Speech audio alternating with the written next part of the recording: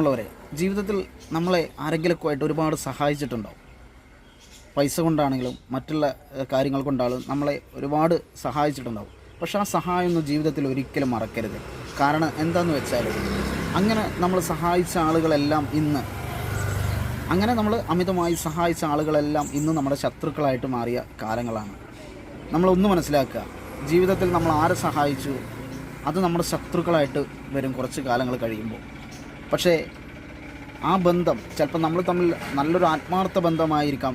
ആ ആത്മാർത്ഥ ബന്ധം ആ ഒരു പൈസയോടുകൂടി, ആ പൈസ കടം കൊടുത്തതിനാലെ അല്ലെങ്കിൽ മറ്റുള്ള എന്തെങ്കിലും സഹായം ചെയ്തതിനാലെ ആ ബന്ധം അവിടെ മുറിഞ്ഞു പോവുകയാണ്. പക്ഷേ നമ്മൾ 10 രൂപയ്ക്ക് പകരം 10,000 കൊടുത്താലും, 10,000 രൂപയ്ക്ക് പകരം 10 ലക്ഷം കൊടുത്താലും, 10 ലക്ഷത്തിന് പകരം 10 കോടി കൊടുത്താലും ആ ഒരു ബന്ധം പിന്നെ പടുത്തുയർത്താൻ കഴിയില്ല. അത് സ്വന്തം വാപ്പയാണെങ്കിലും, സ്വന്തം ഉമ്മയാണെങ്കിലും, സ്വന്തം അച്ഛനാണെങ്കിലും, സ്വന്തം അമ്മയാണെങ്കിലും ആ ഒരു ബന്ധം നമുക്കൊരിക്കലും നിലനിർത്താൻ കഴിയില്ല.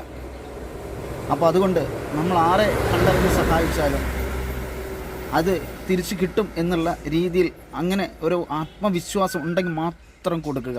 അല്ലെങ്കിൽ ഒരിക്കലും ആ ബന്ധം നിലനിൽക്കാൻ പോകുന്നില്ല. നമ്മളെ ചിലപ്പോൾ ആത്മാർത്ഥമായ ബന്ധമായിരിക്കും, പക്ഷേ ആ ഒരു സഹായത്തോട് കൂടിയിട്ട് ചിലപ്പോൾ ആ ബന്ധം മുറിഞ്ഞു പോകും.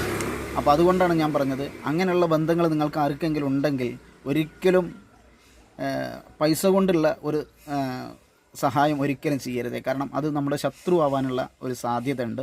അപ്പോൾ അതുകൊണ്ട് ഒരിക്കലും പൈസ കൊടുത്ത് അത്രയും ആത്മാർത്ഥമായി ബന്ധം കൂടി നിൽക്കുന്ന ഒരാൾക്ക് പൈസ കൊടുക്കുക, പിന്നെ കൊടുക്കുകയാണെങ്കിൽ അത് തിരിച്ച് കിട്ടാതിരിക്കാൻ വേണ്ടിയിട്ട് കൊടുക്കണം.